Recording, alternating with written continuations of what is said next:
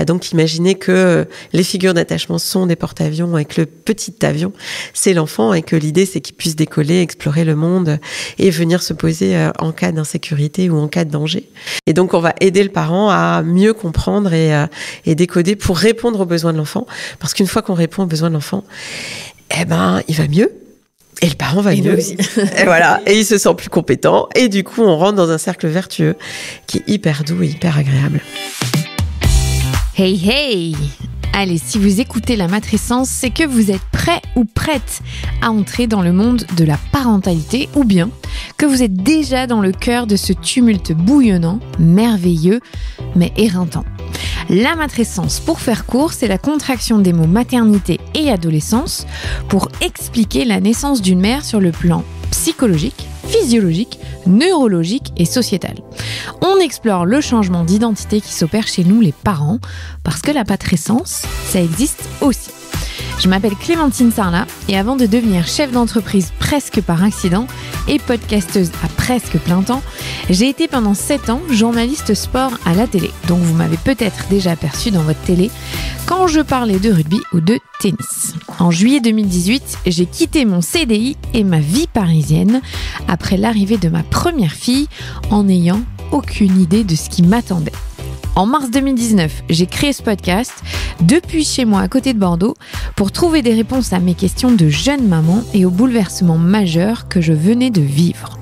3 enfants rapprochés plus tard, ce podcast La Matrescence se développe pour vous accompagner, vous faire rire, vous faire pleurer un peu, mais surtout pour vous faire découvrir de nouveaux horizons en tant que parent.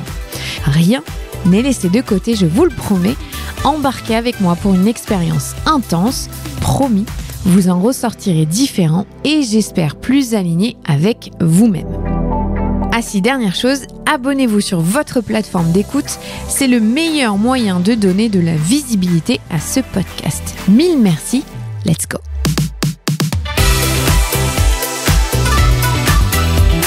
C'est la rentrée, bienvenue pour une nouvelle saison de La Matrescence. J'ai hâte qu'on chemine ensemble pour cette nouvelle saison, pour la saison 7. Alors, aujourd'hui, on va parler éducation et on va parler enfants difficiles. Élever des enfants veut parfois dire se confronter à de grosses difficultés. Que faire face à un enfant qui crie, qui tape, qui n'écoute absolument rien et qui nous pousse dans nos retranchements? Comment éviter de péter les plombs? Et comment est-ce qu'on fait redescendre la tension chez nous les parents? Parce que ces enfants dits difficiles, insupportables, viennent appuyer là où ça fait mal. Docteur Anne Reynaud, médecin psychiatre, fondatrice des Instituts de la parentalité en France et autrice, revient pour la 4e fois dans le podcast et j'en suis ravie. Anne nous embarque dans le monde merveilleux de la théorie de l'attachement pour nous donner les clés essentielles pour apaiser nos relations à nos enfants qui sont intenses. Oui, ces enfants sont épuisants, sont challengeants, mais Anne vous aide à travers cet épisode à trouver des solutions efficaces. Surtout, n'hésitez pas à faire passer cet épisode autour de vous et je vous souhaite une très bonne écoute. Bonjour Anne. Bonjour Clémentine. Je suis ravie de te recevoir ici dans le studio. Magnifique. Parce qu'on a fait 2 épisodes ensemble et c'était dans ton bureau à chaque fois. C'est vrai. Il y avait moins de lumière. On n'avait pas filmé, on était vraiment sur du podcast, du son. Donc cet épisode, on peut le voir sur YouTube et je suis ravie de te recevoir une 3e fois en 4 ans, 5 ans. Parce qu'aujourd'hui, on va s'intéresser à un sujet qui touche les parents, évidemment, sur les enfants dits difficiles, débordant, compliqué, insupportable, même on peut dire parfois. Mais d'abord, j'aimerais te poser la question, est-ce que aujourd'hui, en 2024, c'est difficile d'élever des enfants? Est-ce que c'est plus difficile qu'avant? En tout cas, moi, ça me semble plus difficile et quand je rencontre les parents, j'ai l'impression que ça se complexifie avec le temps. Je sais pas si c'était plus facile avant par rapport au contexte, j'y étais pas, mais j'entends effectivement des parents de plus en plus en difficulté, qui sont soumis à vraiment ce culte de la performance, du parent parfait. Ça commence un peu à se déconstruire depuis quelques mois, mais ça reste encore une pression importante sur les parents. Et puis des conditions de vie et de société qui sont quand même de plus en plus complexes. et puis qui sont de plus en plus insécurisantes. Et tu sais très bien que, effectivement, mon socle de travail, c'est la sécurité émotionnelle de l'enfant et du coup du parent. Et on voit bien comment les parents aujourd'hui sont très insécurisés par une instabilité sociale, sociétale, économique, affective, globale, qui fait que, comme ils savent pas trop où on va, en général, ils sont encore plus perdus par rapport à leur parentalité. Donc oui, je dirais ça. Et puis, c'est surtout de les entendre, en fait, de les écouter. Les parents aujourd'hui sont quand même soumis à des attendus normatifs, des attendus normatifs plutôt très élevés. L'enfant, il doit faire ça à tel âge, se comporter de telle et telle manière. Je pense que notre niveau de tolérance vis-à-vis de l'enfant, il a aussi beaucoup évolué et qu'on attend de nos enfants beaucoup, beaucoup trop de choses. Qui donnent un poids, une charge mentale aux parents qui me semble encore plus importante. Donc oui, ça me semble encore plus difficile qu'avant. Et c'est vrai que dans le contexte, il y a aussi cette éco-anxiété qui arrive en se disant on met des enfants au monde, mais pour quel monde ? Est-ce que ça vaut la peine finalement ? Est-ce que c'est pas déjà... C'est un fardeau qu'on porte déjà dès la petite enfance au final ? Oui, t'as raison d'insister là-dessus parce que ça vient aussi dire que aujourd'hui, même si c'est pas toujours le cas, mais quand même de manière majoritaire, on choisit à quel moment on a son enfant. Avant, la contraception, c'était absolument impensable. Finalement, on accueillait l'enfant comme un cadeau. On se disait, c'est pas le moment, mais voilà, je vais l'accueillir. Aujourd'hui, on décide et à quel moment notre vie professionnelle, personnelle, matérielle.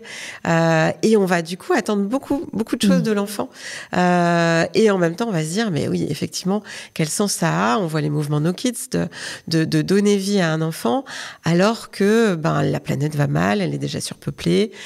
Qu'est-ce que je vais encore apporter ? Moi, j'ai des proches qui ont fait ce choix-là. Et qui regardent notre monde en disant mais je vais pas surpeupler et 2, je ne vais pas offrir à mon enfant le monde tel que je le vois aujourd'hui qui correspond tellement pas aux valeurs que j'imagine. Donc ouais, c'est compliqué la fonction parentale aujourd'hui.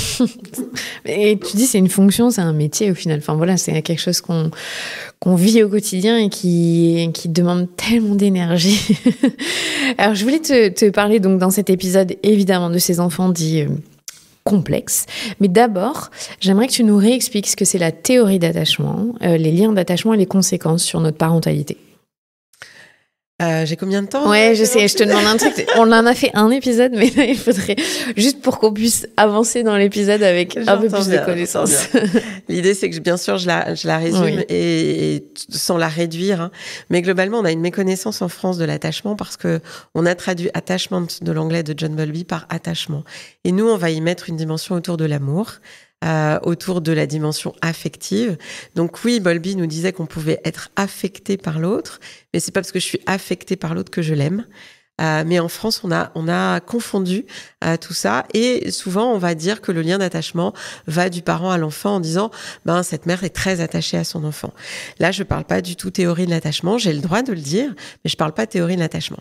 La théorie de l'attachement, elle vient nous expliquer qu'au fond, tout individu a un certain nombre de besoins qu'on va appeler les besoins fondamentaux. Ça fait un peu référence à la pyramide de Maslow aussi.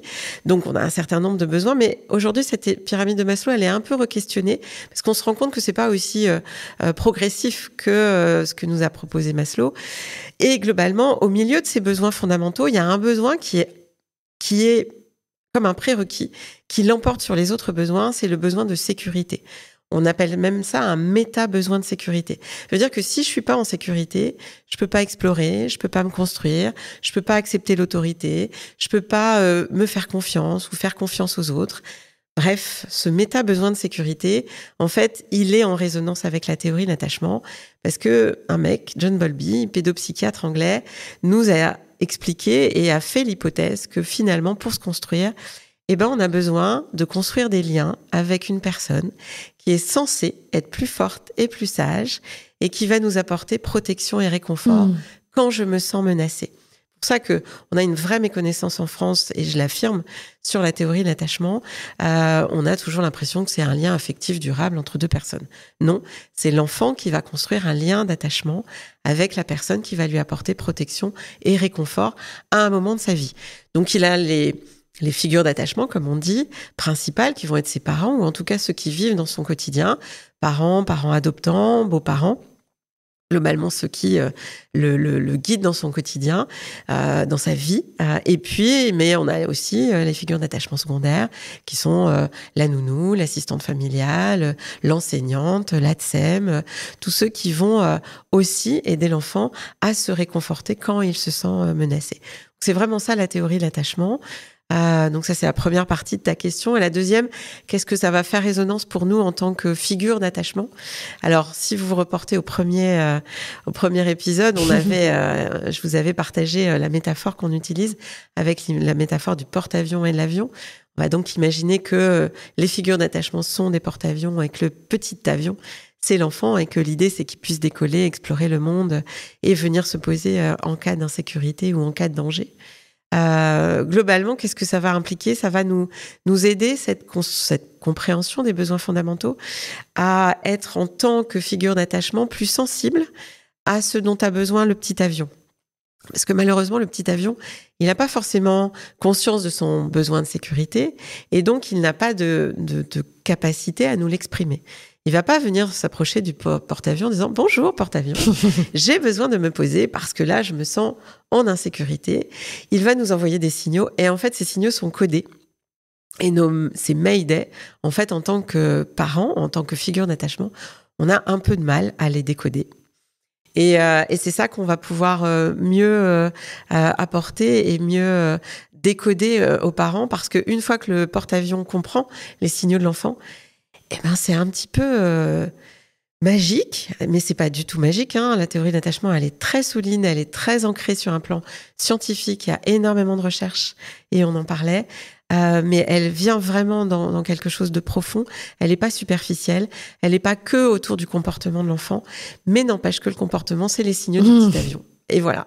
Et donc, on va aider le parent à mieux comprendre et décoder pour répondre aux besoins de l'enfant. Parce qu'une fois qu'on répond aux besoins de l'enfant, eh ben, il va mieux. Et le parent va mieux. Et nous aussi. Et voilà. Et il se sent plus compétent. Et du coup, on rentre dans un cercle vertueux qui est hyper doux et hyper agréable. Mais c'est vrai que ça serait tellement facile s'ils venaient nous voir dire « Je me sens en insécurité, tu peux m'aider ?» Mais c'est pas du tout ça qu'ils font. Et c'est beaucoup plus de signaux qui peuvent nous paraître agaçants, en fait, et qui font qu'on peut les rater parce qu'on n'a pas envie, on n'est pas capable, on n'est pas prêt émotionnellement à les recevoir. Et ça demande... C'est épuisant, en fait, parfois. C'est épuisant, alors que c'est assez touchant parce que finalement, on voit le petit avion qui veut se poser sur le pont du porte-avions. Le porte-avions ne comprend pas les signaux. Du coup, il va souvent faire l'inverse. Et donc, on voit ce que nous, on appelle des dyades, c'est-à-dire un parent et son enfant qui s'aiment infiniment, qui auraient envie de passer du temps ensemble. Et en fait, le temps ensemble devient un cauchemar. Disant, mais j'ai envie, j'ai fait des efforts, je me suis rendue disponible pour mon enfant. Et puis, finalement, là, on voit la période des vacances, là. Moi, je sais qu'il y a des parents qui vont dire j'ai très envie et puis finalement ils vont se retrouver sur la plage ou au restaurant ou ailleurs, ils vont dire mais c'est pas du tout ça que j'avais envie de vivre avec mon enfant, ça devient un cauchemar alors que j'ai envie de passer du temps et en fait c'est une question de réglage. C'est un petit peu comme une radio où en fait ça crépite, personne se rencontre alors qu'il y a une affection et un amour infini. Mais c'est pas qu'une question d'amour, d'être parent, c'est aussi de répondre aux besoins de sécurité de l'enfant. C'est ça que la théorie de l'attachement va pouvoir éclairer. Et c'est vrai que ce que tu dis, c'est qu'on a une mauvaise appréhension de cette théorie, de ce concept. C'est que souvent on dit, mais moi, mes enfants, je les aime infiniment. Mais aimer son enfant ne veut pas dire le mettre en sécurité, ne veut pas dire répondre à ses besoins. Il y a des parents très aimants qui sont très toxiques et qui ne fournissent pas la base qu'il faut pour un enfant pour qu'il s'épanouisse. Donc c'est vrai que souvent en France, on parle de ce lien d'amour qui serait au-dessus de tout. Mais l'amour fait pas tout. Non. C'est ce qu'il faut réaliser. C'est vraiment important de décorréler les deux choses, en fait, parce que cette confusion, elle fait beaucoup de mal à tout le monde. C'est-à-dire que le parent, souvent, il se sent pas aimé alors que c'est pas une question d'amour quand l'enfant vient envoyer des signaux. Et puis, pour travailler aussi dans le champ de la protection de l'enfance, ça fait aussi partie de nos réflexions. Mais souvent, on veut évaluer la compétence et les compétences parentales. Moi, quand je rencontre ces parents-là, je dis que je ne remets pas en question l'amour qu'ils ont pour leur enfant. Je suis sûre que tout parent aime son enfant. Mais moi, ce que je viens questionner, c'est est-ce que ce parent est en capacité et a les compétences de sécuriser son enfant? S'il les a pas, c'est à moi de l'aider, mais je vais pas évaluer s'il aime ou s'il aime pas, en fait. C'est extrêmement intime, et puis on va pas aimer pareil notre enfant, notre parent, notre compagnon, notre compagne. C'est très différent, donc ça reste très subjectif. Or, la théorie d'attachement, elle vient vraiment objectiver les choses. Puis la deuxième chose sur la confusion, c'est qu'on va voir des parents, par exemple, qui vont nous dire « Ah ouais, mais il passe 8 heures chez la nounou, il va plus aimer la nounou. » Ou des fois, il y a des séparations parentales, où on va dire « Ah bah, il a l'air de préférer son papa ou sa maman. » Ça n'a rien à voir, en fait. L'enfant, il a besoin d'être en sécurité.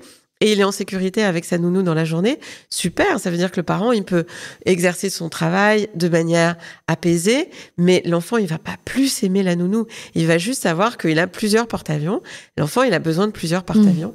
Et nous, en France, comme on fait pas cette distinction, on rend tout ça confus et ça crée beaucoup de drames dans les familles, dans le champ de la protection de l'enfance, dans l'évaluation des compétences parentales, où on n'arrive pas à voir vraiment ce qu'arrive à faire le parent et on va lui envoyer des signaux qui sont jugeants, alors que il fait comme il peut. Tu vois, tu as utilisé le terme de parents toxiques. C'est souvent des parents qui n'ont pas eu de porte-avions et qui savent pas faire.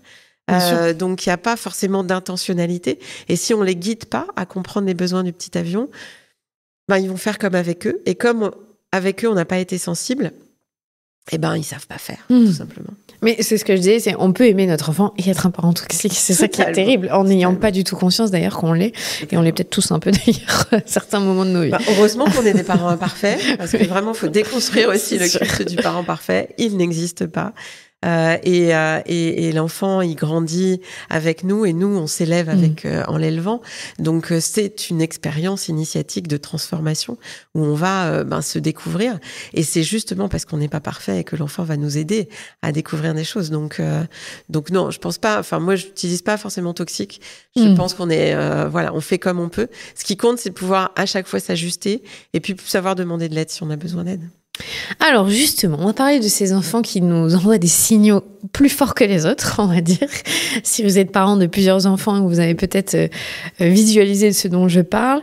C'est quoi déjà pour toi la définition d'un enfant dit insupportable, difficile, qui vient nous bousculer ? Alors, il n'y a pas de définition scientifique. J'ai fait effectivement un travail sur ce que j'ai appelé les enfants qui dérangent, parce que c'est plutôt peut-être cette terminologie qui pourrait nous aider à définir. C'est que on voit bien par rapport à ce qu'on vient de dire, c'est-à-dire que l'enfant, il est attendu dans une vie où on espère que finalement il s'autonomise très vite, qu'il puisse apprendre, qu'il puisse comprendre les règles de société, être poli, mais quand même garder un esprit libre. Tu vois, franchement, on est hyper ambivalent. Sois conformiste, mais pense en fonction de ta propre pensée. Mais écoute tout ce que je te dis quand même. Mais écoute quand même tout ce que je te dis. Et puis, sois gentil avec papy et mamie à Noël, parce que quand même, sinon, on va dire que t'es mal élevé. Enfin, les parents sont soumis à des injonctions paradoxales auxquelles ils soumettent ensuite leurs enfants. Donc c'est pas simple.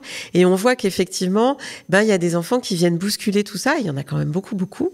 Ils viennent nous bousculer dans nos attendus. Ils viennent aussi bousculer plus globalement nos systèmes. Moi, je travaille beaucoup avec l'école maintenant. On voit que avant, à l'école, il y avait un enfant par classe qui était un petit peu difficile à comprendre. Aujourd'hui, quand je vais dans des écoles, ils me disent c'est 3, 4, 5 par classe avec des AESH qu'on appelle maintenant des aides scolaires. Mais avant, il y en avait très peu. Aujourd'hui, les maîtresses nous disent mais il nous en faudrait 3, 4 tellement les enfants viennent déranger le système. Donc je pense que la définition, elle est plutôt en lien avec ce que les adultes vivent de ces enfants-là, plutôt que de l'enfant. Et c'est vraiment la réflexion que j'ai envie de mener avec toi là et avec les parents en général. C'est que cet enfant qui dérange, il vient probablement nous envoyer un signal que parfois on n'a pas trop envie de voir, et que des fois on met un peu sous le tapis. Quand on est parent, c'est un peu plus difficile parce que finalement on est un pour un dans la relation. On voit avec le monde de l'école, avec de plus en plus d'enfants qui viennent nous dire que il y a peut-être des choses à réorganiser dans nos systèmes éducatifs. D'autres le disent avant moi, hein, et je viens pas là pointer des dysfonctionnements de l'école de manière négative. Je viens juste dire qu'aujourd'hui, au vu de la souffrance des enfants, des enseignants et des parents, il y a peut-être des choses. Et moi qui voyage à l'international et qui rencontre nos collègues à l'international, ils ont beaucoup de mal à comprendre nos fonctionnements éducatifs.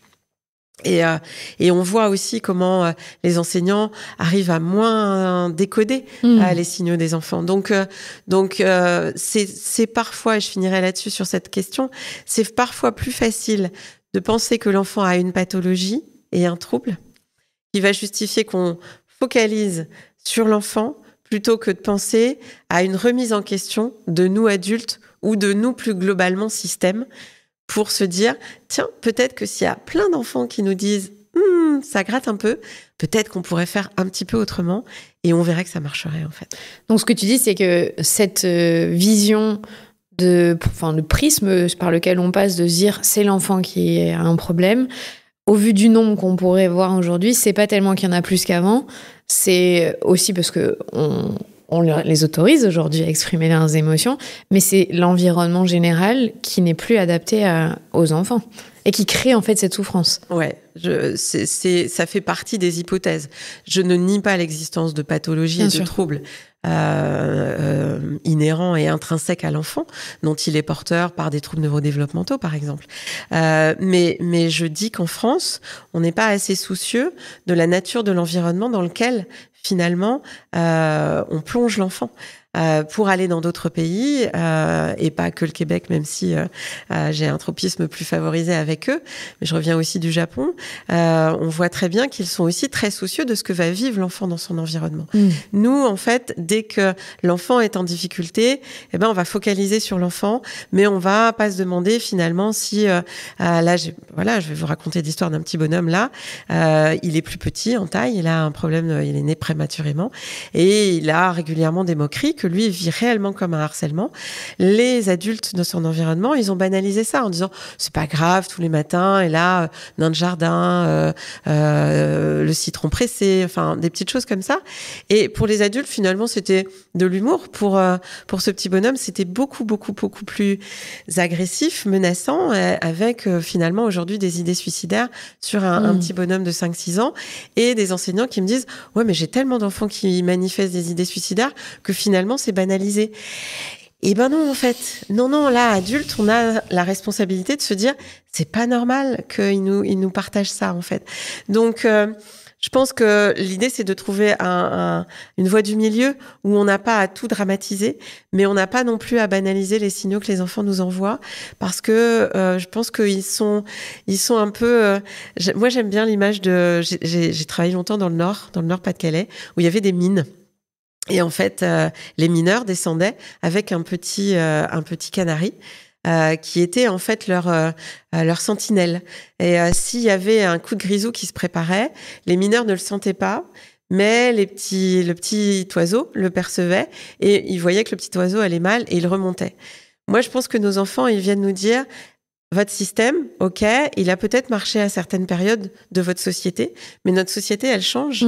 Et on a besoin de faire changer nos modèles éducatifs, nos modèles de pensée autour du développement de l'enfant, parce qu'on a des connaissances qui s'actualisent.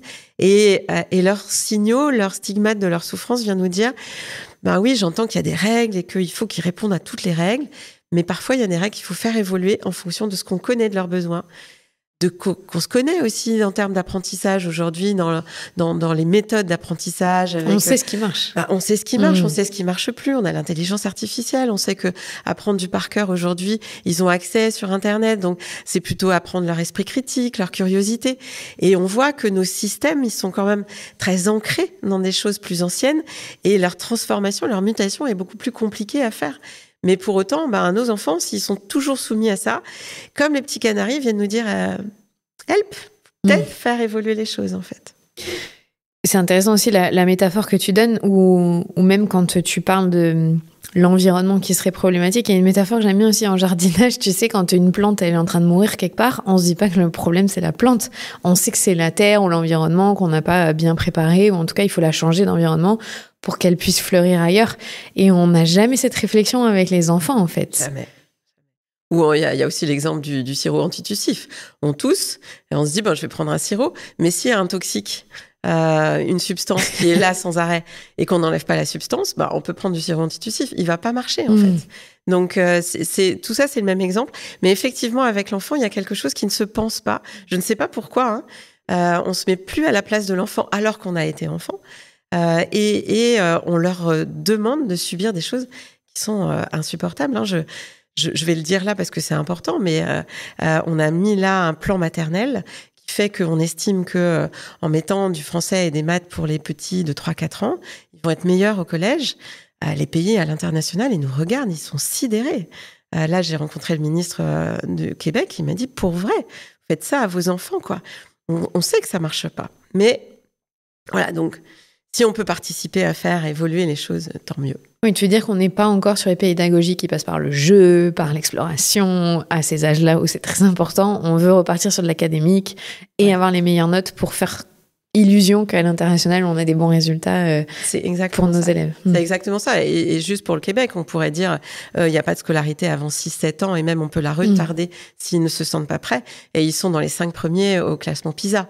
Donc en fait, on voit très bien que c'est pas en commençant les fondamentaux à 3-4 ans qu'on arrivera finalement à avoir un bon classement PISA. Parce que en plus, ces attendus pour ces très jeunes enfants sont menaçants. Et là, on va revenir aux besoins de sécurité. Plus ils sont menaçants, plus l'enfant va se verrouiller sur un mode survie, moins il va explorer et plus l'enseignant sera en difficulté en se disant mais en fait il apprend pas, mais en fait c'est juste pas en lien avec les connaissances actualisées en termes de développement de l'enfant. Alors c'est drôle parce qu'ici, tu vois, on est dans une rue où juste en face, il y a l'INSPE, donc c'est là où on forme les prochains enseignantes de la région.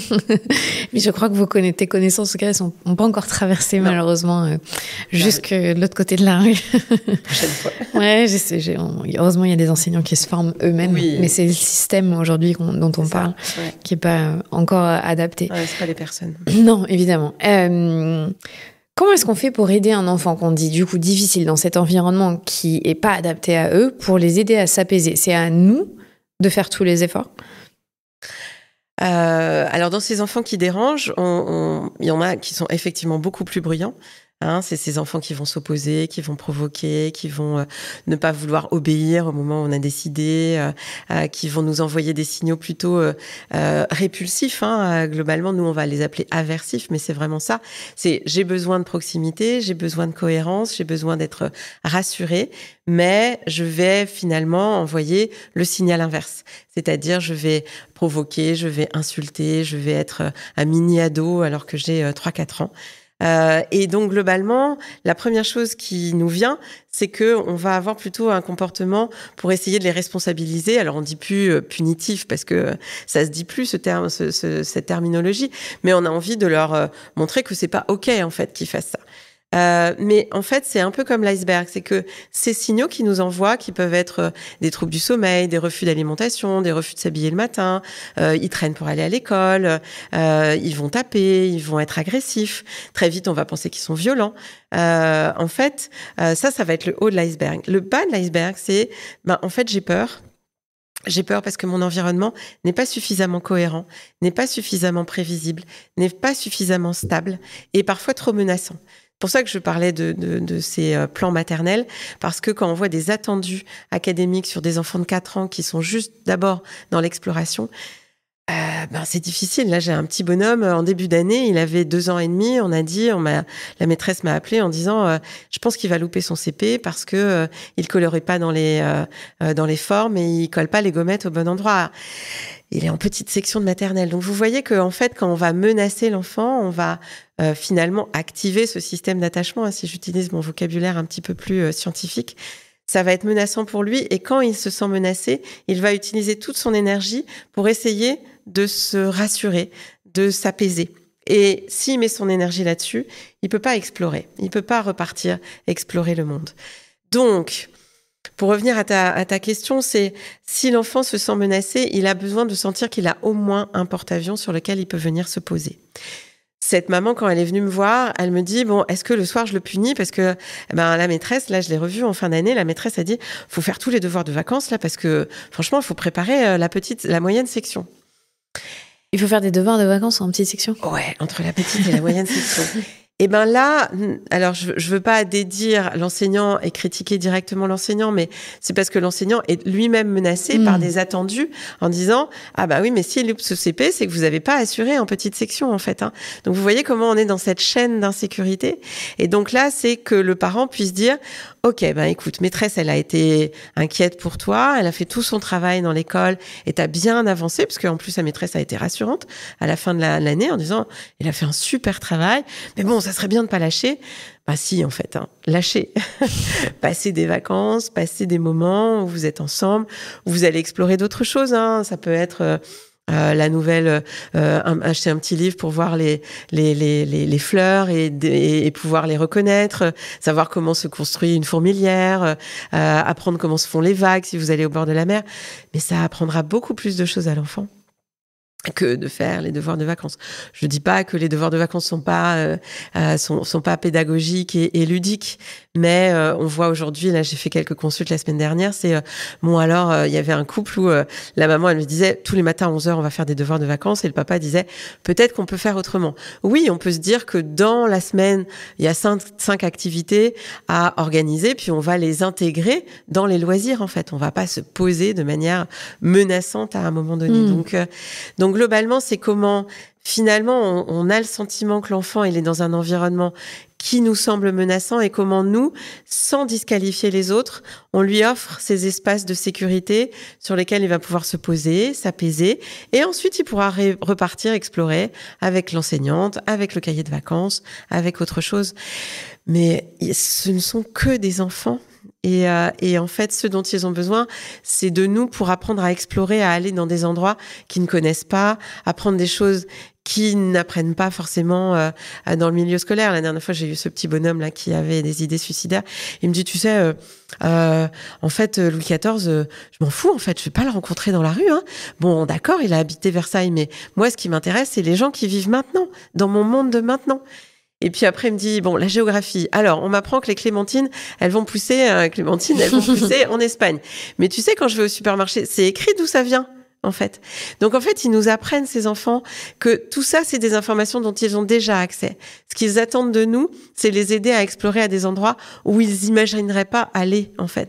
Et les enfants d'aujourd'hui, c'est vraiment ce qu'ils nous disent.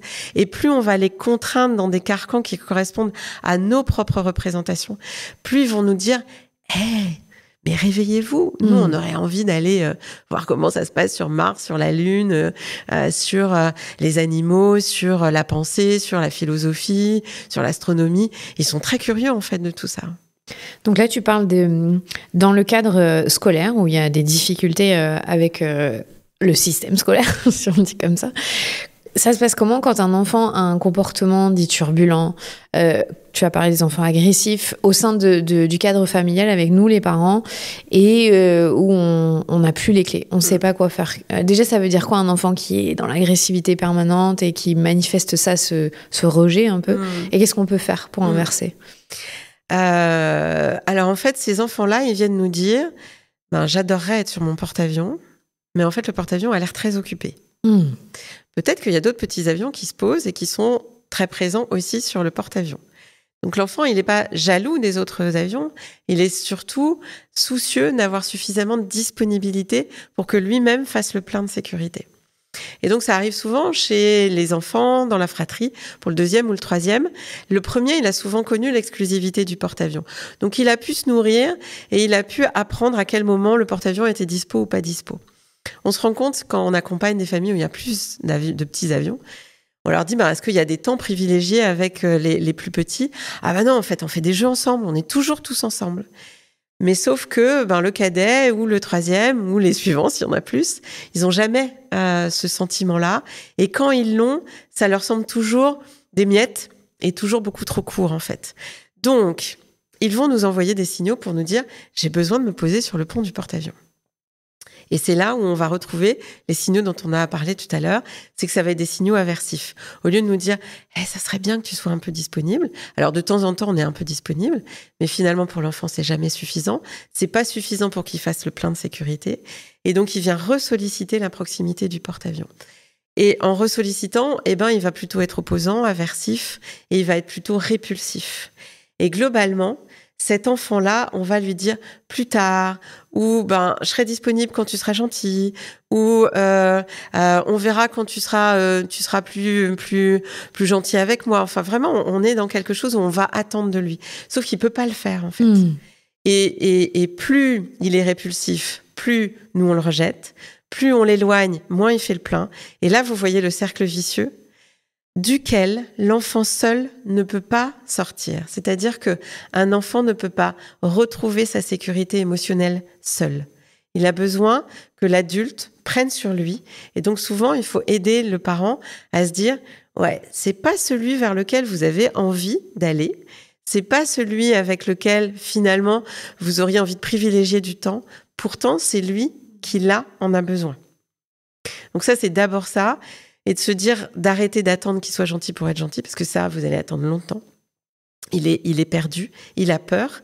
En fait, au-delà de l'agressivité, et c'est ça qu'on fait vraiment passer et qu'on a vraiment envie de transmettre aux parents, ou à toute figure d'attachement, c'est ces enfants qui sont agressifs, qu'on va pouvoir étiqueter comme violents. En fait, la violence, c'est pas une intentionnalité. L'agressivité, elle est le témoin de leur peur. Parce que si je reviens en méta besoin de sécurité, quand on a peur, on a 3 stratégies. Vous connaissez les 3 F. Soit je fuis. Donc ça, c'est des enfants trop sages qui parfois nous rassurent à tort. Soit on attaque, fight. On va chercher la bagarre, mais parce que en fait j'ai peur et que ma peur, je vais la transformer en agressivité. Comme ça, au moins, je suis sûre de pas mourir. Soit je me fige. Voilà. Et là, je suis très désorganisée. Et là, c'est encore autre chose. Mais l'enfant qui attaque, l'enfant qui agresse, cet enfant, il a d'abord peur. Et si déjà, on peut le regarder comme ça en disant « Waouh, il y a quelque chose qui lui fait peur. » Comment je peux le rassurer? Et c'est pas finalement en le regardant de haut, en lui donnant des menaces, en l'excluant, que finalement, on va le rassurer. Et on va au contraire encore plus lui faire peur, et plus il a peur, plus il va manifester sa peur, et on va retomber dans ce cercle vicieux. Donc la première chose à faire, avant d'avoir des méthodes un peu toutes faites, parce que moi je suis pas pour les méthodes toutes faites, je pense que c'est unique d'être parent, et on peut avoir 3 enfants et réaliser que les 3 enfants n'ont pas les mêmes besoins. Donc je pense qu'il y a des clés de décodage, on va mieux comprendre comment décoder l'enfant, mais c'est d'abord de pouvoir regarder l'enfant autrement. En tant que parent, de se dire tiens, cet enfant qui vient m'hyper solliciter, en fait, il a envie d'être avec moi, même si moi j'ai plus envie d'être avec lui. Et je vais devoir prendre sur moi en tant qu'adulte, en tant que parent, pour même si j'ai pas envie, faire cet effort de passer du temps avec lui, même si c'est pas reconnaissant tout de suite et même si ça me semble pas efficient tout de suite, parce que c'est ça dont il a besoin. Et il a besoin de moi, en fait. Donc ça, c'est la première chose. Et la deuxième chose que nous, on travaille, c'est qu'on met en place ce que j'appelle des temps précieux. C'est qu'on va offrir à cet enfant un temps dédié qui a vraiment un format très spécifique. Sinon, l'enfant, il l'intègre pas comme ça. Parce que les parents, souvent, ils nous disent « Mais non, mais c'est bon, je passe du temps avec lui, je suis là, je fais à manger, et puis je suis avec lui. » Mais non, en fait, on n'est pas avec Ou je suis sur mon téléphone. Ou je suis sur mon téléphone, et ça, c'est majeur. Il suffit qu'on soit, nous, avec un autre adulte qui soit sur son téléphone. On se rend compte qu'il n'est pas du tout disponible, même s'il nous rassure sur sa disponibilité. Elle est très vaine, et nos enfants sont quand même soumis. Là, il y a de plus en plus de recherches sur les écrans des adultes. Et c'était une des publications des 3 jours précédents là sur la recherche. Oui, ça vient toucher la disponibilité. Et du coup, l'enfant, il a cette information qu'on n'est pas disponible. Donc, s'il a peur qu'on soit pas disponible, il va envoyer les signaux et il va être reparti. C'est un enfant qui peut taper, qui peut nous taper en tant qu'adulte, qui peut crier, qui peut nous réveiller la nuit, qui peut refuser de manger, refuser de s'habiller. C'est tous ces signaux-là qui viennent nous dire « Hey, stop, pause, déconnecte. » On n'a pas besoin non plus finalement de faire que des ateliers de pleine conscience. Soyons avec nos enfants. Ils nous imposent la pleine conscience direct. C'est clair. Des économies, globalement. Mais globalement, c'est 1, on va voir différemment l'enfant. Et 2, on lui offre ces temps précieux. Donc, c'est des temps dédiés où on va se donner un quart d'heure. On montre le quart d'heure à l'enfant. Pendant ce quart d'heure, il n'y a rien qui vient nous interférer. Pas les frères et sœurs. Pas les frères et sœurs, et ça, c'est pas toujours facile, parce que quand on est une famille monoparentale, il y a quand même les frères et sœurs. Faut réussir à s'organiser, peut-être aller chercher plus tôt cet enfant-là à la crèche ou à l'école pour avoir ce temps dédié, ou avoir peut-être l'aide d'un voisin, d'une voisine qui va garder les autres pendant qu'on lui offre ce temps-là. C'est un quart d'heure, donc ça peut être possible malgré tout. On va dire à l'enfant qu'il est important pour nous, pas qu'on l'aime plus que les autres, parce qu'on va pas l'aimer plus que les autres, mais que là, il est suffisamment important pour qu'on pose notre téléphone, nos obligations, tout ce qu'on a à faire pour être totalement dédié à lui. Et puis, à la fin du temps qu'on va passer avec lui, donc on fait un temps où on va être dans un environnement plutôt contenant, à faire ce qu'il a envie de faire, en fait, parce qu'ils savent très bien ce dont ils ont envie de jouer avec nous. On n'est pas obligé d'avoir un planning de ce qu'on va faire minute après minute.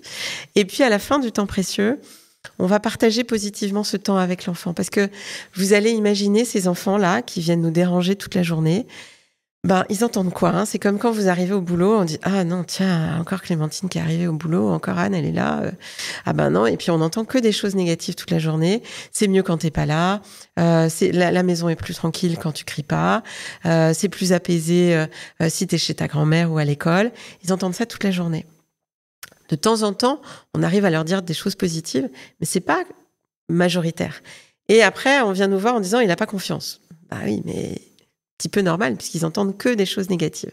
Donc, à la fin du temps précieux, c'est de faire un retour positif avec l'enfant. Ça fait plaisir d'être avec toi. C'est génial de passer du temps avec toi. Oh, j'ai découvert, moi, je fais des dessins avec les enfants, puis je montre aux parents. Ils disent, c'est pas lui qui a dessiné ça. Parce que les parents ne se rendent plus compte des compétences de ces enfants-là. Ils ne voient plus que la chose, les signaux qui dérangent, tout ce qui est très bruyant, ce qui dérange, et ils ne voient plus les compétences de ces enfants-là, alors que c'est souvent des enfants très sensibles, qui ont des hyper compétences dans certains domaines. Mais bon, c'est un peu banalisé. On le voit à l'école. Quand moi, je demande les compétences. Ah non, mais sur les compétences, ça va très bien. Mais il est immature sur un plan émotionnel. Non, pas du tout, en fait. C'est des enfants qui ont des compétences, qui sont très sensibles et qui ont beaucoup d'attendus. Ça me fait penser quand tu disais ça sert à rien de les isoler. Pendant longtemps, on a eu ce débat du time-out et la durée. Et c'est vrai que ces enfants qui sont tellement épuisants, parce qu'on ne parle pas assez dans la société de l'épuisement parental, c'est la solution qui nous paraît la plus logique sur le moment, de leur dire va loin de moi, aussi pour protéger tout le monde, parce qu'on sait aussi que on peut beaucoup plus déraper quand on est à bout, que on vient nous solliciter à un moment, on peut pas encaisser indéfiniment. Mais ce que tu es en train d'expliquer, c'est que c'est en fait l'inverse qu'il faut faire avec ces enfants-là. Ça sert à rien de rigidifier le cadre, parce que c'est pas eux qui ont besoin d'un cadre beaucoup plus dur. Ils ont besoin de comprendre qu'il y a de la sécurité, c'est ça? J'ai pas dit de l'amour, parce que c'est vraiment... Il serait pas de l'enjeu de l'amour, de cette disponibilité. C'est ça. L'idée, c'est de trouver la voie du milieu. C'est vrai que moi, je préfère qu'un parent puisse poser son enfant, le laisse pleurer plutôt que le secouer, et qu'il s'éloigne et qu'il s'apaise le temps que... Mais ces enfants-là, ils nous envoient des signaux pour retrouver cette proximité-là. Donc, c'est sûr qu'il faut pouvoir leur offrir. Après, l'idée, c'est qu'un enfant de 6 mois, c'est pas un enfant de 6 ans. Et qu'un enfant de 6 ans, on doit aussi le responsabiliser. Et OK, il a peur. On va faire en sorte que l'environnement soit plus cohérent, prévisible et stable. Parce que ces enfants, ils ont besoin vraiment de ce cadre très lisible. Mais on peut pas non plus tout tolérer. Donc, c'est de trouver cette juste mesure, de pas l'autoritarisme où, c'est comme ça. Nous, on appelle ça l'autorité sensible. C'est-à-dire, je suis sensible aux besoins de l'enfant, mais pour autant, je pose un cadre, parce que le cadre, il est essentiel. Et on voit très bien que s'il n'y a pas de cadre, là, ils sont totalement perdus. Donc, voilà, c'est comment on fait au milieu de tout ça en tant que parent, tout en pensant avec des idéaux éducatifs que si on met trop de cadres et qu'on dit trop souvent non, ils vont griller des neurones, etc. Non, il y a besoin d'un cadre. Il a besoin que de savoir qu'il y a des choses possibles et pas possibles. Ils ont surtout besoin d'explorer. Et tout ça, ça se joue effectivement dans la période du 18 mois, 2 ans, où l'enfant là, il va plus s'explorer, il va plus se mettre en opposition en fait. Et des enfants qui... Tu vois, je pense que c'est souvent un peu un choc l'entrée à l'école à 3 ans, en fonction en plus de quel moment dans l'année ils sont nés. Hein. S'ils sont en décembre ou en janvier, ils ont quand même pas le même âge. Où d'un coup leur comportement peut changer. Tu sais, on dit souvent c'est un bon signe quand ils rentrent à la maison et qu'ils explosent contre vous parce qu'ils se sentent en sécurité à la maison. Ils peuvent. Ça n'empêche que c'est hyper dur pour les parents de subir la décharge émotionnelle d'un enfant en fin de journée et qui peut s'intensifier ou s'amplifier avec l'entrée à l'école, par exemple. Oui, parce que ça va être menaçant pour l'enfant en fait. Alors comme tu disais, ça va dépendre de son âge, de ses expériences du passé. Même si avec l'attachement, on sait que c'est pas parce qu'il a fait 3 années de crèche qu'il est plus préparé à l'école. Hein, on voit que ça fait 15 jours de différence d'adaptation entre celui qui a été à la crèche et pas à la crèche. Donc faut relativiser aussi. Hein, il faut pas se culpabiliser si on a pas mis l'enfant à la crèche. Mais globalement, c'est pas tant l'école, c'est l'école dans ce qui peut être menaçant pour l'enfant, avec justement ces attendus scolaires où on va que l'enfant apprenne les règles de société à l'école. Ça, c'est juste génial et l'école le permet. Mais aujourd'hui, il y a des attendus scolaires qui sont quand même très élevés autour des apprentissages et qui font que ça peut être menaçant pour l'enfant. Donc, il va contenir sur le temps scolaire et effectivement, il va décharger sur le porte-avions quand il rentre. Sauf que le porte-avions, il a déjà eu sa journée, les autres soucis qu'il a pu avoir, et que c'est pas forcément simple de pouvoir trouver ces espaces-là. Mais c'est souvent des espaces où il faut décharger sur d'autres temps et pas commencer directement sur les devoirs, parce qu'aujourd'hui, on voit quand même des attendus de devoirs chez des enfants très jeunes dans nos systèmes scolaires. Et donc, ça vient recommencer à menacer. Puis après, il faut manger à l'heure. De toute façon, on entend le tunnel de 18 heures des parents. Manger, se laver les dents, se coucher à la bonne heure, etc. Je pense qu'il faut réussir à mettre un cadre, mais il faut que ce cadre il soit aussi assez souple. Sinon, c'est impossible, en fait. Mais c'est invivable pour le parent, parce que ça nous angoisse d'entrée, de se dire on va se manger ce tunnel-là qui finit jamais, et ça rejaillit sur l'enfant qui n'a que des contraintes, en fait. C'est ça. Qui n'a que des contraintes et qui n'a que des retours positifs. T'es en retard, tu négatif. N'as pas fait... Ouais, négatif. Oui. J'ai pas dit positif. Négatif. Donc effectivement, c'est sans arrêt des choses, des retours qui viennent sans arrêt le juger négativement, alors que il a aussi besoin. Il a accepté les contraintes de l'école, il a accepté la contrainte du cadre. Donc ça veut dire qu'il a compris le cadre. Mais est-ce qu'il a besoin de vivre tout le temps dans ce cadre-là ? Et c'est en ça où notre société française, elle est quand même extrêmement normative et exigeante vis-à-vis des enfants. Et en plus, quand, par exemple, il y a des fratries rapprochées, on demande... Moi, j'ai un petit bonhomme, il avait 5 ans, il avait 2 frères et sœurs. Comment il m'a dit ?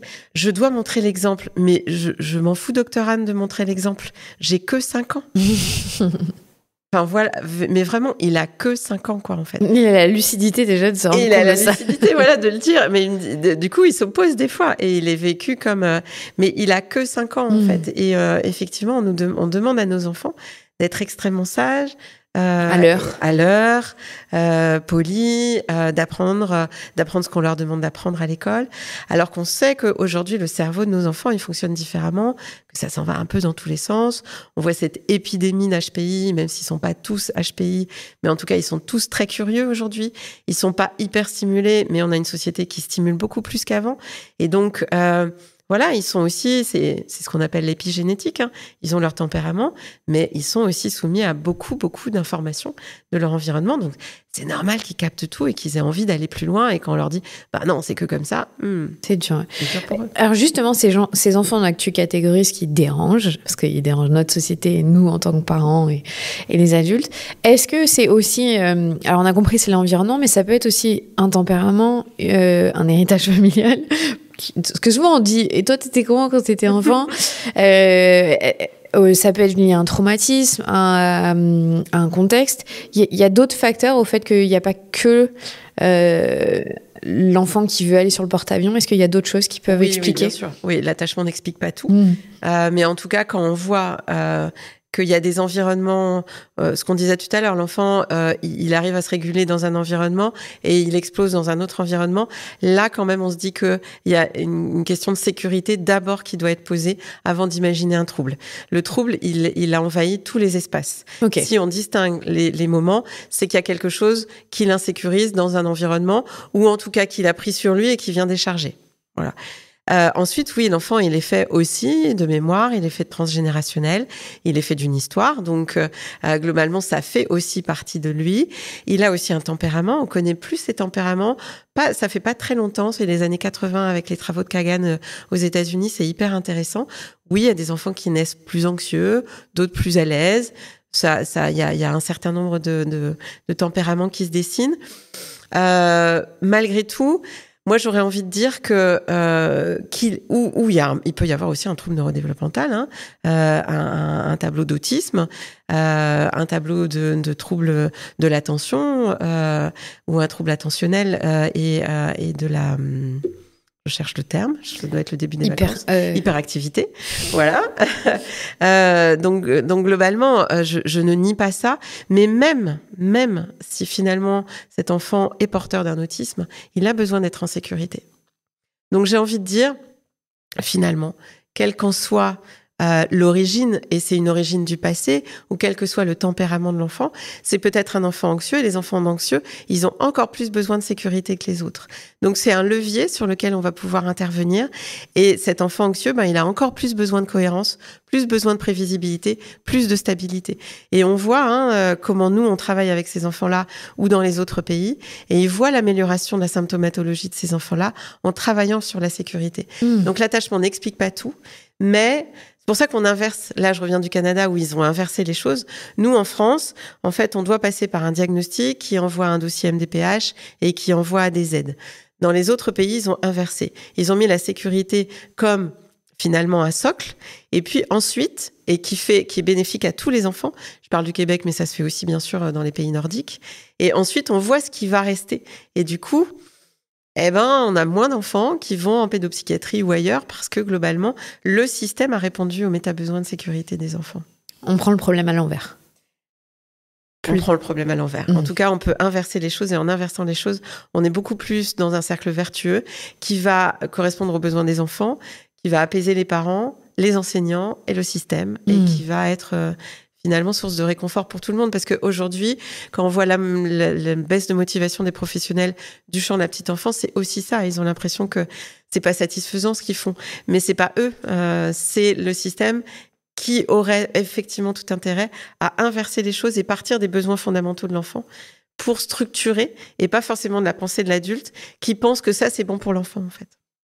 Et ça fait résonance avec l'ambiance générale de ces derniers mois. On a beaucoup discuté dans le monde politique de ce qu'on veut faire pour l'éducation, avec un retour à l'ancienne, avec des gros guillemets, mais plus d'autoritarisme, un uniforme, le respect des règles. Les politiques sont complètement déconnectés au final des dernières recherches, puisque de ce que tu racontes, c'est pas ça l'enjeu. Ça marche pas, mais c'est clair qu'aujourd'hui, il n'y a pas suffisamment d'actualisation des connaissances sur les besoins fondamentaux, parce que peut-être que c'est trop menaçant. Et ça vient déranger un système, mais tu le dis bien, on est passé. Et puis en France, on a aussi une lecture un petit peu que moi j'estime binaire, et je le dis clairement. Soit on a une lecture très sociale, avec ce pauvre parent qu'il va falloir soutenir parce qu'il est vulnérable et parce que finalement il traverse une période difficile.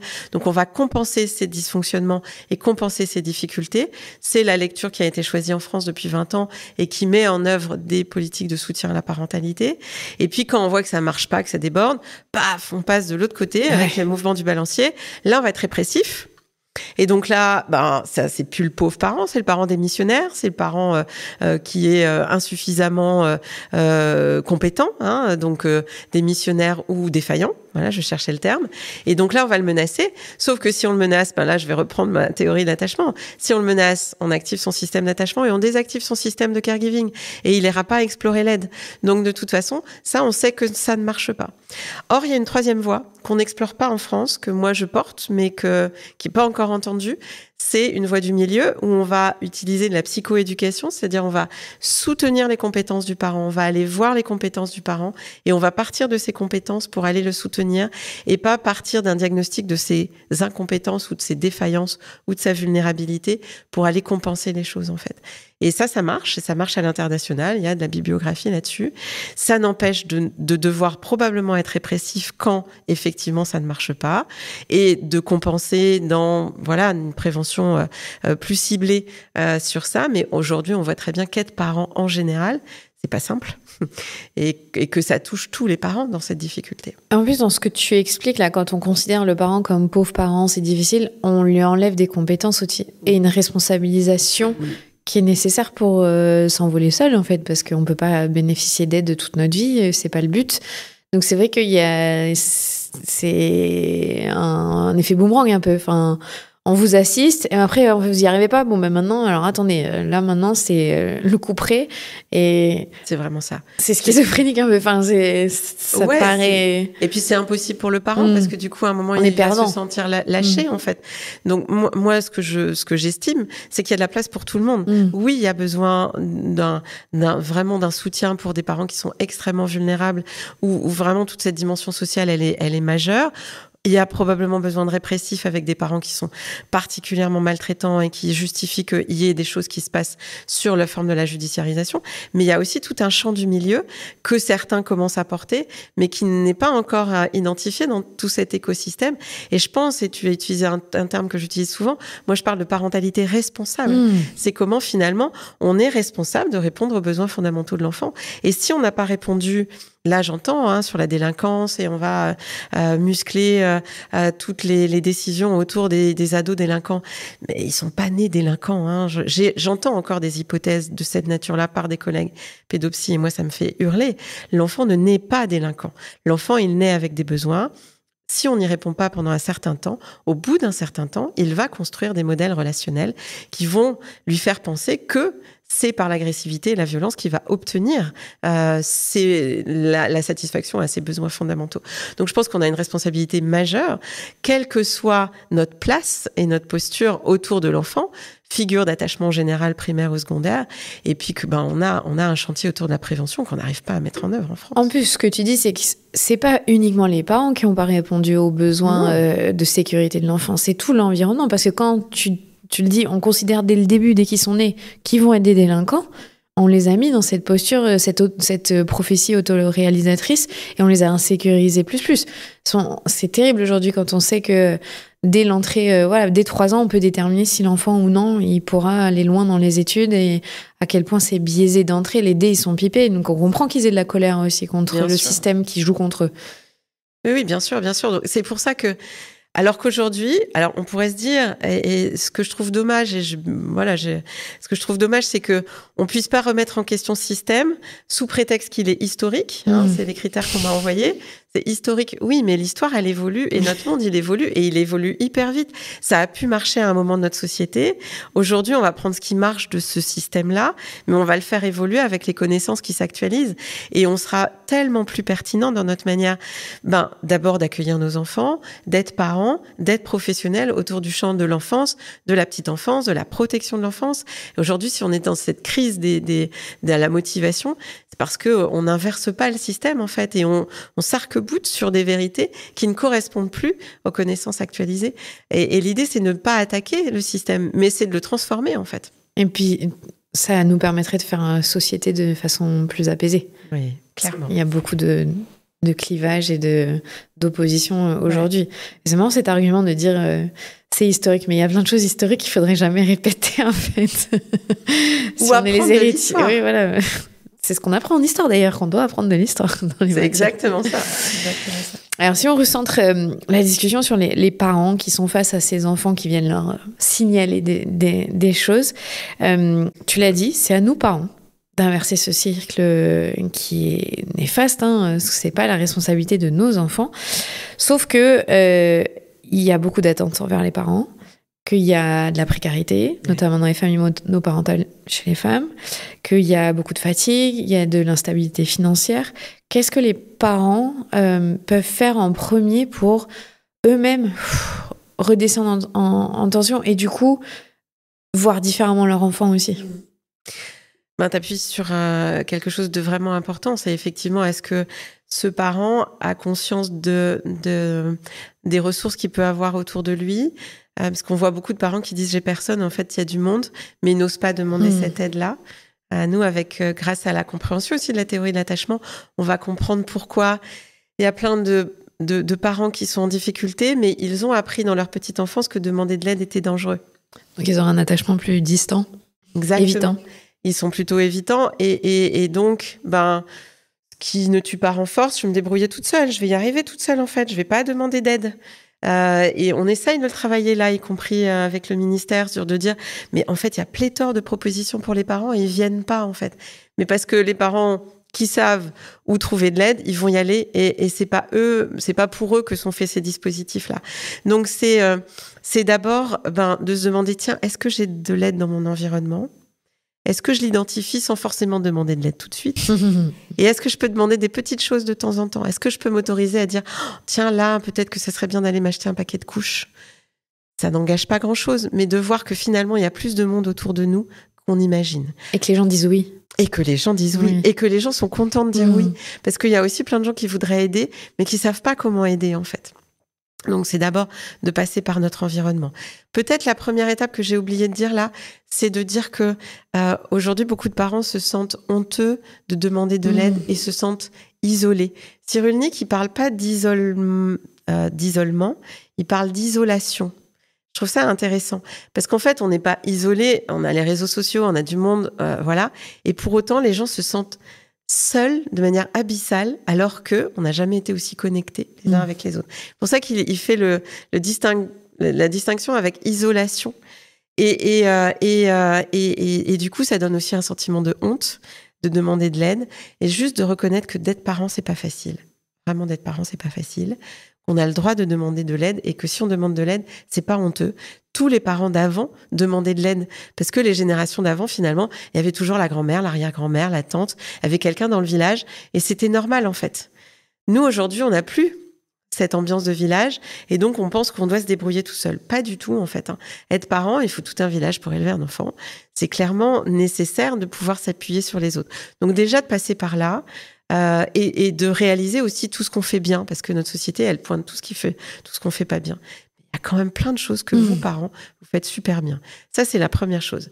Ensuite, c'est de regarder discrètement s'il y a des gens autour de vous et de se dire, tiens, peut-être que je prendrais pas trop de risques à leur demander ça. Et puis de voir ce que ça donne.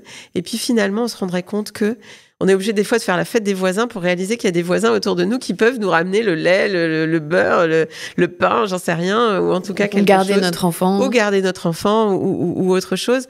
Mais tu vois, garder notre enfant, c'est déjà un engagement. Alors que aller juste chercher des couches, on se dit, tiens, on donne la marque et commencer ça et de se rendre compte qu'en fait, on a un écosystème autour de nous et le mobiliser. Et puis, on a aussi des gens qui peuvent nous aider autour de nous et de pas hésiter à aller leur demander de l'aide. Ça, c'est vraiment important. Et puis, de se demander des choses très simples. J'en ai parlé dans mon dernier ouvrage, là, Bébé, apprends-moi à devenir ton parent.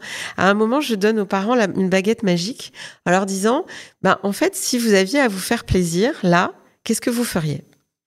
Et il y a plein de parents qui me disent, en fait, je sais pas, je ne sais plus, parce que je pense tellement plus à moi que je ne sais même pas ce qui me ferait plaisir aujourd'hui. Et sans être un plaisir totalement inaccessible, mais un plaisir du quotidien. Et voilà, j'ai envie de dire, demandez-vous la question, qu'est-ce qui me ferait plaisir?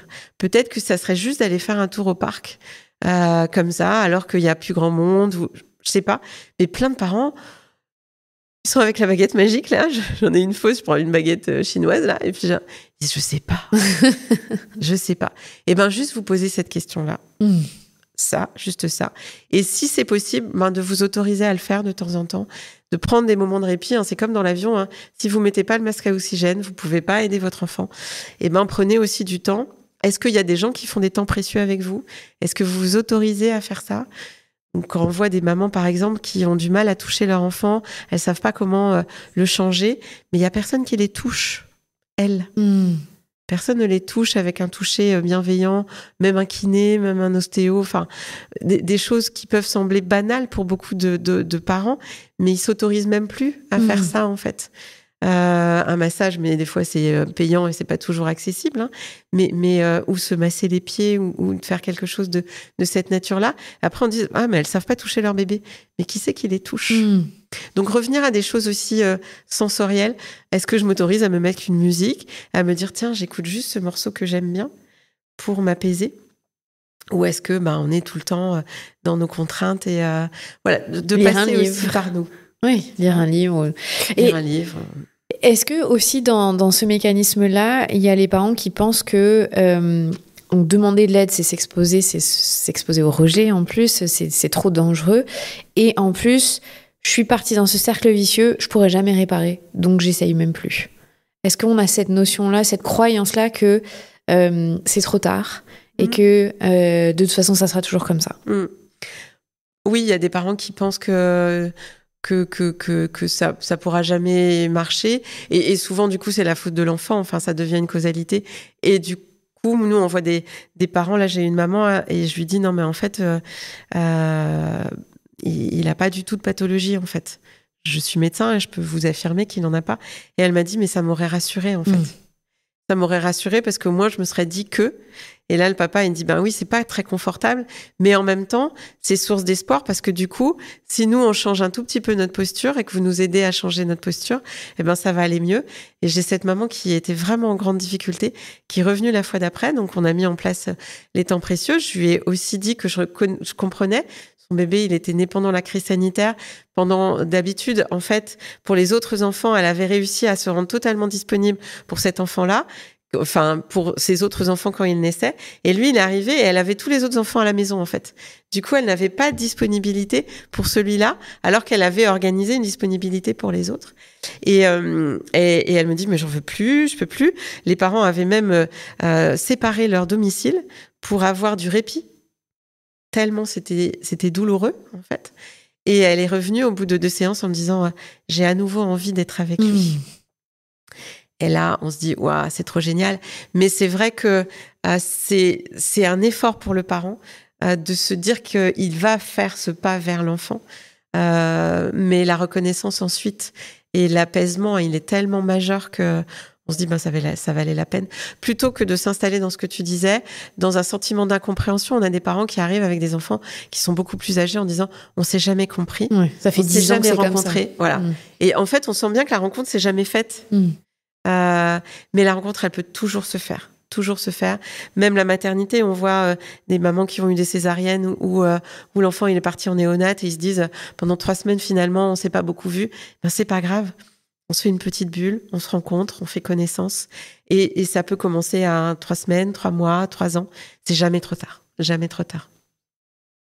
La honte, ça joue quel rôle là-dedans pour les parents qui ont honte d'être vus comme défaillants, qui ont honte de pas savoir comprendre leur enfant?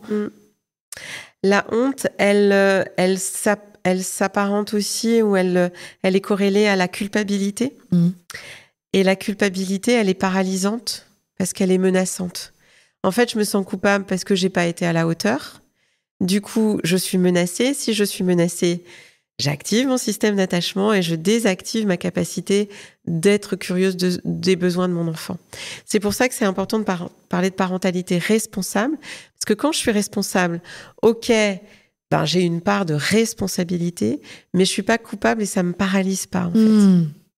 Donc, c'est pouvoir distinguer. Et là, on l'entend, tu vois, tu parlais tout à l'heure des discours.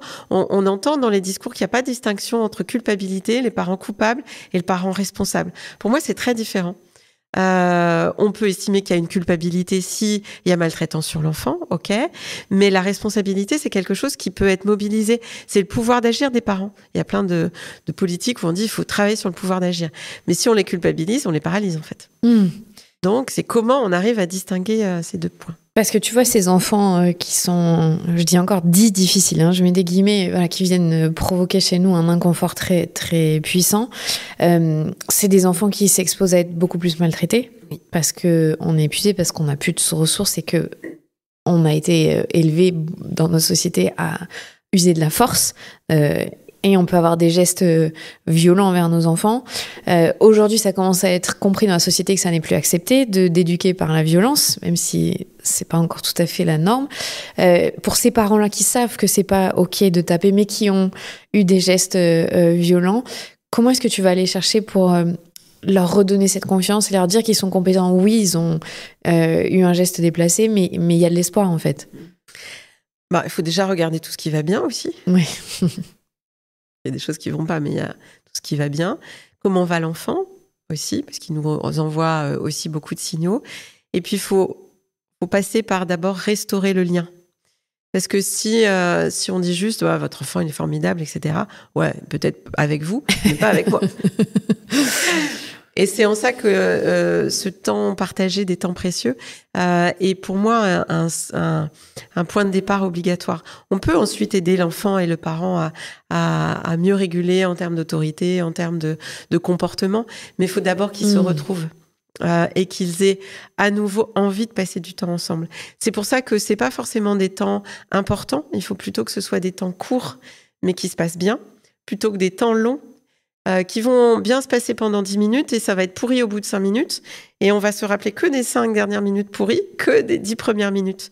Donc, s'il y a des petits moments, on peut faire des mini-temps précieux aussi. En disant, ouais, là, j'ai 5 minutes, c'est super. Voilà, on va prendre 5 minutes. Et puis, ça se passe bien. Ouais, c'est génial, on a fait 5 minutes. Ah, ça m'a fait plaisir d'être avec toi. Et puis, on repart vaquer à nos occupations. Puis, on en fait un certain nombre comme ça. Et on va retrouver le plaisir et l'élan d'aller vers l'autre, en fait. Parce qu'il n'y a plus cet élan-là. On n'a plus envie, en fait. On sait qu'on va se faire pourrir, que ça va crier, alors qu'on a fait l'effort d'aller vers l'autre. Donc, de revenir à des choses peut-être qui peuvent sembler banales, mais que notre monde qui va très vite d'aujourd'hui ne prend plus le temps de vivre. Peut-être que les vacances vont vous aider à vivre des moments comme ça, c'est une discipline que de nous les imposer dans notre monde où on se dit... Voilà, moi j'ai un enfant le soir, il me dit oui, mais papa il est pressé le matin, mais pas moi en fait, pas moi. Et papa il m'a dit qu'il allait louper il allait plus être employé si j'arrive en retard. Mais moi c'est pas mon travail en fait. Donc en fait on contraint nos enfants à nos propres contraintes, dont on se plaint nous aussi, d'ailleurs. Qui nous stresse nous-mêmes. Donc je pense qu'il y a une voie du milieu. C'est pas non plus tout le monde arrive à l'heure qu'il veut, mais globalement nos enfants ils sont aussi là comme les petits canaris pour nous dire vous avez aussi le droit de vous poser, vous avez aussi le droit de vous faire plaisir. Vous êtes de toute façon on l'a vu pendant la crise sanitaire. Crise sanitaire pour un certain nombre de parents, ça a été l'occasion où il y avait moins de contraintes. Un coup de et de se dire ah ouais. Pas obligé de courir, amener à pile à l'heure, etc. L'idée, c'est de trouver un bénéfice à ça et de s'autoriser à ces temps-là, en fait. Moi, je sais que mes filles, quand elles me disent, avant même qu'on ait fait quoi que ce soit le matin, maman, on est en retard. Je me dis, oula, j'ai dû le dire beaucoup trop de fois les jours d'avant parce qu'elles ont déjà anticipé que potentiellement on était en retard. Et là, je me dis, ok, merci, vous m'envoyez un signal. Il va falloir que je revoie comment on se prépare le matin parce que ça les a stressées d'entrée avant que même qu'on fasse quelque chose. Pour les parents qui nous écoutent et qui sont perdus face à ces enfants-là, je trouve que c'est important ce que tu dis de revenir à la base parce que il n'y a pas de méthode toute faite, mais le fait de reprendre plaisir à être avec son enfant, c'est un premier signal qui est très fort en fait. Et est-ce que ces enfants, tu l'as dit tout à l'heure, sont des enfants peut-être un peu hypersensibles, qui perçoivent beaucoup de choses et qui en plus perçoivent encore d'autant plus le fait qu'on les rejette et qu'on n'a pas envie. Ils savent en plus que dans ces moments-là, on est dans une relation où donc c'est encore plus difficile pour eux. C'est ça. C'est exactement ça. Et comment on se force quand on n'a plus cette envie? Enfin, tu vois, tu dis que c'est notre responsabilité, j'entends très bien. Ouais. Mais il y a des parents, je pense qu'à un moment, ils peuvent même plus envisager d'arriver à faire cet effort-là. C'est trop. Ouais. Et c'est là où ils ont besoin d'être soutenus. Que ça puisse se faire, parce que si on passe pas par cette case-là, ça marche pas. D'accord. L'enfant seul, il pourra pas le faire. Alors, il pourra le faire avec d'autres, mais la relation avec le parent sera pas forcément restauré, et c'est quand même dommage. Donc peut-être passer par des choses qui sont plus faciles pour le parent, parce que le parent, il peut peut-être avoir des loisirs qui lui plaisent et avoir envie de les partager avec l'enfant, en fait. Il n'est pas obligé de passer par... aujourd'hui, on passe tout le temps par les loisirs de l'enfant et les intérêts de l'enfant. C'est quand même important. Plus on va passer par les intérêts de l'enfant, plus on va aller le chercher dans son monde, en fait. Mais l'enfant, il est aussi soucieux de découvrir son parent. S'il y a un parent qui a un loisir autour d'une activité, il peut aussi embarquer son enfant là-dedans, et ça pourra retisser ce lien-là, en fait. Donc, se recentrer, se reconnecter à nous-mêmes, en fait, c'est ce cadeau que nos enfants nous offrent, mais que parfois on n'a pas vraiment envie d'aller chercher parce qu'on s'est nous-mêmes déconnectés pour survivre à notre environnement. Et eux, ils viennent nous dire, mais si, en fait, il y a quelque chose de beau à l'intérieur de toi. Et tu parlais d'hypersensibilité. Oui, c'est une hypothèse de plus en plus marquée, qui commence à arriver sur le terme de la recherche scientifique, même si ça reste encore très ténu, cette hypersensibilité. On le retrouve sur l'hypersensorialité. On voit des enfants qui ne supportent pas les étiquettes, les enfants à haut potentiel en particulier, mais pas que. Ils supportent pas des pantalons trop serrés ou des contacts. Ils sont pas forcément autistes pour autant. Mais on voit que cette hypersensibilité, c'est comme s'ils avaient des antennes hyper déployées sur tous les stimuli et tous les sens, en fait, qu'ils soient auditifs, visuels, sensoriels, du goût. On voit des troubles de l'oralité. Enfin bref, ils sont plus. Donc effectivement, quand ça va bien, c'est des enfants plus. C'est un bonheur d'être avec eux. Quand ça va pas, on le sent aussi. Et donc, c'est un cercle qui est extrêmement exigeant, en fait, parce que ils ont encore plus besoin de proximité, de disponibilité et de signaux. Et que parfois, nous, on l'est pas. Ils le vivent encore plus mal. Plus on les rejette, plus ils le vivent mal. Et du coup, ça se distend de manière encore plus bruyante et encore plus douloureuse, en fait. Et peut-être finir sur cette réponse-là, c'est que cette hypersensibilité, ce qu'on sait d'elle, c'est que quand même, il y a un facteur génétique. Ok. Et que l'enfant hypersensible, il va forcément aller encore plus faire un miroir avec le parent hypersensible. Mais s'il est hypersensible, c'est que les parents le sont. C'est qu'on lui a transmis. Exactement. Et que les parents hypersensibles se rencontrent entre eux, en plus, en général. Tu vois ? Donc, moi, ce que je peux dire à ces parents-là, c'est, OK, c'est un miroir qui est pas confortable. Et en même temps, c'est grâce à votre parentalité que vous allez pouvoir vous rencontrer. Mais c'est sûr qu'il vient pas emballer les choses, cet enfant-là. Il vient juste aller pointer sur des choses que vous aviez bien mis de côté pendant longtemps. Donc, en fait, vous êtes le parent le plus en capacité de l'entendre. Bien sûr. Voilà. Parce que souvent, ils disent, non, mais je préfère que vous le voyez parce que vous allez mieux le comprendre que moi. Pas sûr, en fait. Mais je comprends aussi que de ce fait, il soit beaucoup plus dérangeant qu'un autre enfant. C'est intéressant ce que tu dis pour le parent, ça lui redonne aussi cette importance dans la vie de son enfant. Ah ouais, parce que le parent, c'est celui qui est le mieux placé pour mieux comprendre son enfant. Mais pour autant, parce que pour travailler dans le champ de la protection de l'enfance, c'est pas parce qu'on est parent qu'on donne naissance à un enfant qu'on va réussir à mettre en œuvre ses fonctions parentales. Donc, on sait aussi que les violences faites aux enfants, elles sont principalement faites par leurs parents. Dans le cadre. Donc, faut aussi déconstruire l'idéologie du lien et c'est le parent, donc il va jamais rien faire de mal. Mais donc je sors de ce cadre et je le pointe malgré tout. Mais la belle-mère ou la grand-mère n'a pas forcément les réponses les plus adaptées à votre enfant qui est celui à qui vous avez donné naissance. J'ai une dernière question.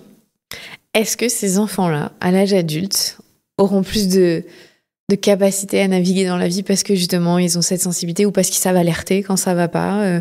Est-ce qu'on peut le voir de manière positive pour la suite? Oui, c'est de toute façon tout enfant, à partir du moment où on a réussi à mieux comprendre ses besoins, il va être en capacité d'explorer. Ces enfants-là, ça va dépendre des réponses qu'ils ont pu obtenir. S'ils n'ont obtenu des réponses que d'incompréhension, c'est-à-dire t'es pénible, c'est mieux quand t'es pas là, etc. Ce qu'ils entendent quand même beaucoup dans le milieu social et sociétal d'aujourd'hui. S'ils n'entendent que ça, au bout d'un moment, ils vont quand même se forger dans l'esprit que ils peuvent pas faire confiance aux autres et qu'il va falloir souvent qu'ils hyper sollicitent pour être entendus. Donc l'idée, c'est qu'on puisse être nous caregivers, en tout cas porte-avions et figures d'attachement, suffisamment conscients de leurs signaux pour qu'on les apaise le plus tôt possible, pour qu'ils aient pas besoin de penser que c'est en hyper sollicitant et en criant et en provoquant qu'ils vont forcément être entendus. C'est qu'on renforce ça, en fait, du coup. Ouais, du coup, on va renforcer ça. En les ignorant. Exactement. Et c'est en ça toutes les actions de prévention et surtout de psychoéducation où on va aider les parents à mieux décoder les besoins de signaux de l'enfant. C'est ce que nous, on fait dans la psychoéducation. Et les parents vont s'en saisir et en fait, l'iceberg, ils fond, en fait. Donc, après, si on va à l'hypersensibilité, pour moi, oui, les enfants hypersensibles, si on a compris leurs besoins, c'est des trésors. C'est des enfants qui vont devenir des adultes en capacité d'explorer, de faire des choses incroyables, de se faire confiance, etc. Mais faut-il qu'on ait été suffisamment responsables, nous, figures d'attachement dans leur environnement, pour avoir répondu à leurs besoins et ne pas penser qu'ils étaient des délinquants, malades, ou juste là pour nous enquiquiner et nous déranger, en fait. Alors, si je résume, on doit s'intéresser quand il y a des signaux, ça doit nous alerter. On a le droit de dire que c'est dur et que c'est chiant, c'est une réalité, mais ça doit nous faire réfléchir à ce qu'on peut faire pour eux. Donc, ce lien d'attachement, ce porte-avions. Tu sais, tu disais, il faut tout un village pour élever un enfant. Et au fur et à mesure de la conversation, je disais, mais en fait, il faut toute une flotte de porte-avions pour élever un enfant, pour qu'on puisse souffler aussi. Parce que quand il y a d'autres porte-avions, c'est là aussi, nous, en tant que parents, on peut passer le relais et être sécure, nous, en tant que parents. Parce que il y a ce manque-là, parfois dans le couple, parfois dans la famille proche, où on n'a pas assez cette sécurité pour les laisser souffler et donc répondre à leurs besoins. C'est un cercle vertueux au final. Donc on devrait avoir ça. Ça veut dire accepter de passer du temps avec ceux qu'on repousse le plus. Exactement, exactement. C'est faire que des choses un peu contre-intuitives de base, parce que sur le coup, c'est trop difficile, pour qu'ensuite il y ait cet effet boule de neige très positif, ce cercle vertueux après. Si j'ai résumé à peu près. Ça. Et quand tu parles de flottis, enfin moi je parle de flottis, de porte-avions, et oui, il en faut. Et ce qu'il faut quand même, c'est que l'enfant, il identifie sur quel porte-avions il peut se poser. Parce qu'il y a les porte-avions potentiels, mais finalement, quand ils arrivent, ils disent « Ah non, pas dispo. » Donc on le voit déjà. Je vois à l'école, en fait, il y a plusieurs adultes, mais comme ils savent pas sur lequel il va se poser, c'est d'ailleurs pendant les récréations ou le temps périsco où il y a le plus d'agressivité, d'enfants qui mordent, qui tapent, etc. Parce qu'il y a potentiellement des porte-avions, mais qui ne sont pas réellement des porte-avions. Donc c'est... Même à la crèche, c'est vrai, en fonction de qui est là. Bien sûr. Nos enfants, ils n'ont pas le même comportement. Exactement. Donc c'est comment il a identifié le porte-avions. Ça, c'est un premier point. Et c'est le deuxième point qui est, à mon avis, le défi de notre société d'aujourd'hui. C'est comment les porte-avions travaillent ensemble et sont cohérents ensemble. C'est un village, ça. Donc comment, on est en société. Voilà, comment on se dit, tiens, là, maintenant, c'est toi qui es le porte-avions et je te fais confiance et ça va le faire. Et comment on arrive à... Et là, c'est ce qui nous manque dans notre pays, je pense. Donc, on va travailler dessus. Ouais, là, on va les rames. Le porte-avions n'a pas de rame, normalement, mais là, il faut sortir des rames. Merci beaucoup, Anne. Merci, Clémentine. Ça a été un délice comme d'habitude. Non, merci, c'était passionnant. Et c'est vrai que j'ai dit c'était le 3e, mais c'est le 4e épisode. On en a fait 3 ensemble. Parce qu'on avait parlé des conséquences de la PMA sur le lien d'attachement, d'ailleurs. Tu vois, ça m'a fait repenser. Je vous mettrai en lien tous les épisodes si vous voulez les réécouter. Merci beaucoup. Merci, Clémentine. Vous venez d'écouter un nouvel épisode de La Matrescence. Merci infiniment pour votre soutien. Si vous voulez découvrir de nouvelles pépites, n'hésitez pas à aller sur le site www.lamatrescence.fr. Vous pouvez également vous abonner à la newsletter qui sort tous les vendredis. Rendez-vous également sur le site pour pouvoir vous inscrire. Ensuite, vous devez vous abonner sur votre plateforme d'écoute pour pouvoir recevoir les notifications. C'est ce qui fait grandir ce podcast. Merci infiniment et continuez de partager ce savoir autour de vous. Je sais que c'est comme ça que beaucoup des auditrices et des auditeurs ont découvert ce podcast. Alors un grand merci. Prenez soin de vous. À la semaine prochaine.